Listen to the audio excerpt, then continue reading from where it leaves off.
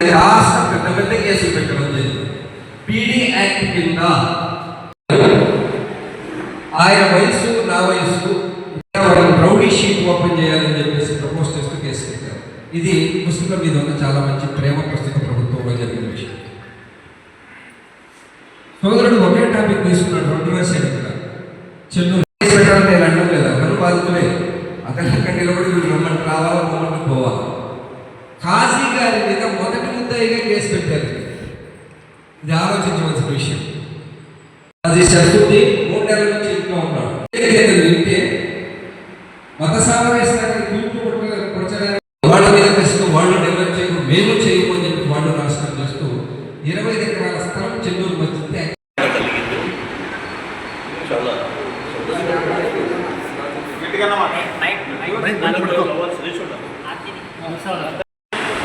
కొన్ని ల్యాండ్ పెట్టుకుని మనం రక్షించడానికి ప్రయత్నం చేస్తే బాగుంటుందేమో. కానీ ఇలా మనం 10 మంది కూర్చొని మాట్లాడుకుంటాం బయటికి వెళ్ళిపోతామని ఎవరు కొద్ది వాళ్ళు అయిపోతున్నారు. కానీ అక్కడ దెబ్బతిన్న వాళ్ళు కేసులు పెట్టుకొని వాళ్ళు ఎంత ఇబ్బంది పడుతున్నారో ఎవరు పట్టించుకోవడం లేదు.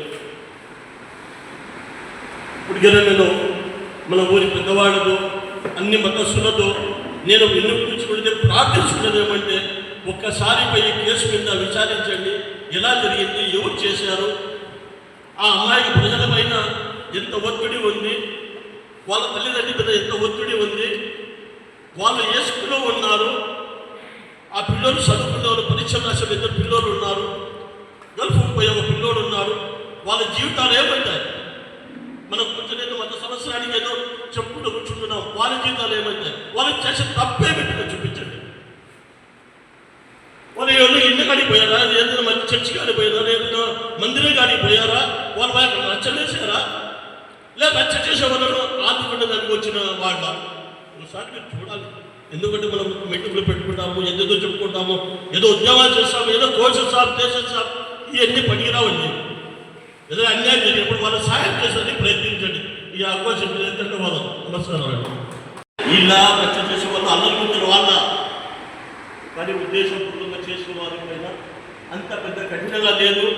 వాళ్ళు అసెంబ్లీలో కూడా వాళ్ళ వంతు వినిపించారు. కానీ ముస్లింల తరపు నుంచి 40 ఎమ్మెల్యేలు ఉన్నా, పెద్ద వాళ్ళు ఉన్నా కూడా ఎక్కడే కానీ ప్రభుత్వానికి ఏక జరుగుతుందని చెప్పి నాదుడే లేడు. అంటే మీ దేవులంగానికి పోయి అయితే ఆ పిల్లలు రచ్చ చేయలేదు, కానీ వాళ్ళు జీవితానికి వచ్చి రచ్చ చేశారు. ఇది గమనించాలి కదా, పోలీస్ యంత్రాంగం కానీ ప్రజలు కానీ గమనించాలా. అల్లరి ముక్కలు అన్నారు, మీ దేవులం కాడ, మీ ఇంటి కాడ, మీ వీధిలో వచ్చేసి అల్లరి చేశారా? అయ్యేది ప్రార్థన సమయము, మగ్రిబ్ సమయము, మీరు ఇక్కడ అల్లరి చేయొద్దు అని చెప్పి ముందుకు వచ్చిన వాళ్ళ మీద మీరు కేసులు పెట్టి వాళ్ళ రాజకీయ కొట్టేసి వాళ్ళ తల్లిదండ్రికి రాత్రి పగలు నిద్రలే, నా పిల్లలు ఏమవుతారు, మా పిల్లలు ఏమవుతారు, ఎంతోమంది అక్కడ ఉన్నారు, వాళ్ళు ముందుకు పోయినది, చిన్న పిల్లలు పోయినారు అని చెప్పేసి వాళ్ళ ఇంట్లో కానీ వాళ్ళ ఆవేదన చూసినప్పటికీ ఏం చేయాలో మనం తోచడం అంత బాధ వేస్తుంది. కానీ మనం ఇక్కడ రౌండ్ టేబుల్ వచ్చి కొంతమంది వచ్చారు, ఎక్కువ ఇల్లు కూడా లేదు. ఇక్కడ మనం మత సమస్యలు చూపించేదానికి కూడా ఇక్కడ లేదు. బిజెపి బిల్లు తప్పదిస్తే, మీరు రవిశంకర్ రెడ్డి గారి బిల్లు తప్పదిస్తే, శివగారు తప్పదిస్తే, ఇక్కడ ఇన్ని పార్టీలు కూడా ఉన్నారు.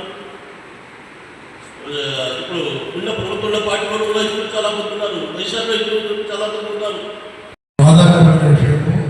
మొన్న చెన్నూరులో, రాయచోటిలో వరుసగా జరిగిన సంఘటనలు మన కడప జిల్లాలో జరగడం చాలా దురదృష్టకరమైన విషయం.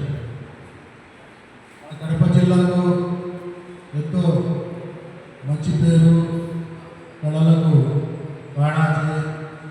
ఇక్కడ అన్ని మతస్థులు కూడా ఒక సోదర భావంతో పార్టీ చర్చించాల్సిన విషయం. చెన్నూరు సంఘటనలో ఉన్నదంతా వైసీపీ వాళ్ళే, ఆర్ఎస్ఎస్ బీజేపీ వాళ్ళు చాలా తక్కువ ఉన్నారు. అటు వైసీపీ మండల నాయకులంతా, మండల అధ్యక్షులుగా పనిచేసిన వాళ్ళు, మార్కెట్ యార్డ్ చైర్మన్గా పనిచేసిన వాళ్ళు అందరూ ఆర్ఎస్ఎస్ బ్యానర్ కింద నిలబడి వాళ్ళే ఆ కమిటీకి నాయకత్వం ఈవెన్ రాయచూరులో కూడా ఎమ్మెల్యే మంత్రి రాంప్రసాద్ రెడ్డి మంత్రులే కీలకమైన పాత్ర నేను అంటుంది ఏమిటంటే తెలుగుదేశం పార్టీ వైసీపీ పార్టీ సింపుల్గా ఉండదలుచుకున్నాయా? రాజ్యాంగం మనకు కల్పించిన హక్కులు, నిరసనలు, ఏదైనా ముప్పు మనకు మన గవర్నమెంట్, స్టేట్ గవర్నమెంట్ దాని నుంచి కానీ సెంట్రల్ గవర్నమెంట్ దాని నుంచి కానీ లేక ఎటువంటి విపత్తు కానీ వచ్చినప్పుడు మనం దాన్ని గవర్నమెంట్ మనకు సానుకూలంగా లేకపోతే మనం శాంతిపూర్వకంగా నిరసన చేస్తారు. ఒక్కొక్కరి గురించి అది చేసిన ర్యాలీ చేయడం అది వేరే విషయం. కానీ దానివల్ల ప్రతిఫలం ఉండదు అనేది దానికి ఈ రాయచోటి చెన్నూరు విషయానికి సంబంధం లేదు. రాయచోటి చెన్నూరు ఏ ఘటన జరిగినాయో దానిలో గ్రౌండ్ వర్క్ చేయాలా, ఇప్పుడు పిల్లలు ఏవైతే ఇబ్బంది పడుతున్నారో పోలీస్ స్టేషన్లో వాళ్ళకి న్యాయం చేసేంత వరకు గ్రౌండ్లో వర్క్ చేయాలా, అది నిజం అన్న కూడా చెప్పినారు సర్వజనాలు. దాంతో పాటు ఎటువంటి సంఘటనలు జరగకుండా ఏ విధంగా ఎలా అనే ఉద్దేశంతో ఈ రౌండ్ టేబుల్ సమావేశం పెట్టారని కడప నగరంలో రాయలసీమ కమ్యూనిస్ట్ పార్టీ రవిశంకర్ రెడ్డి గారి ఆధ్వర్యంలో మనమంతా ఒకటే, అన్ని మతాలు ఒకటిగానే ఉన్నాయి, లేకపోతే కొన్ని ఆర్ఎస్ఎస్ కానీ బజరంగ్ దళ్ కానీ హిందూ పరిషత్ కానీ ఇలాంటి కొన్ని సమస్యలు ఇద్దరు ముగ్గురిని అలాంటి సాట పెట్టి అల్లర్లు సృష్టిస్తున్నారు. మీరు చూడండి, నేను అన్ని రాష్ట్రాల్లో అందరిగా తిరిగిన తర్వాత నాకు అర్థమైంది ఏమంటే అక్కడ ఊరేగింపు పేరుతో కావాలని మీరు కొన్ని ఫోటోస్లో చూడవచ్చు, వెనకల నుండి ఎవరు కుర్చీ ఇసిరేస్తున్నారో కూడా గమనించవచ్చు, ఎవరు రాళ్ళు రవ్వుతున్నారో కూడా మనం గమనించవచ్చు.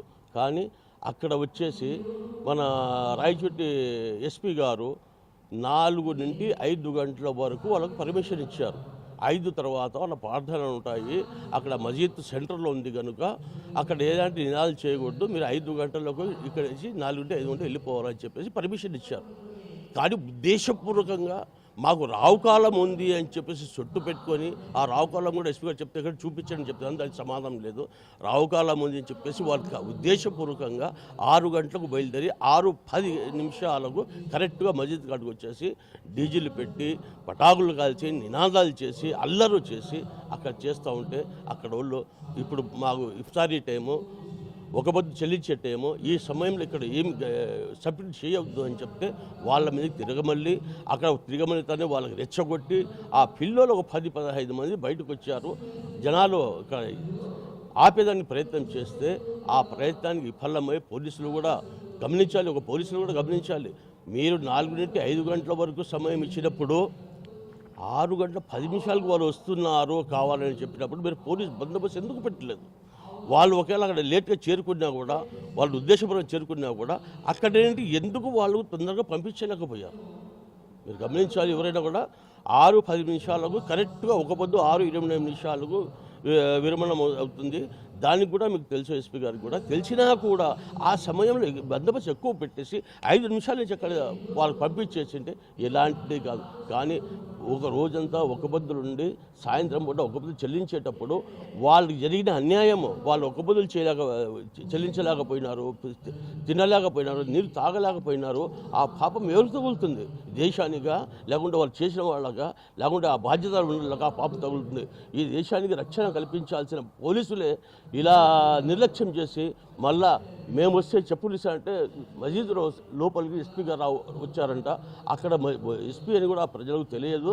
ఇన్ని గొడవలు చేసి మాకు ఇంత ఇబ్బంది పెట్టేసి మమ్మల్ని ఒక పొద్దు కూడా చెల్లించకుండా మన నమాజ్ చేయకుండా చేసిన వాళ్ళు మీరు మసీద్లోకి వస్తారని చెప్పేసి అక్కడ ఏదో చెప్పులు అంటే ఇచ్చినారు. అది కూడా ఎస్పీ గారు వాళ్ళకి తెలియదు. ఏదో పోలీసు వాళ్ళు వస్తున్నారు, మళ్ళీ ఏదో మమ్మల్ని మీద దబాయించడానికి వస్తున్నారని భయపాంతులే ఇచ్చినారు.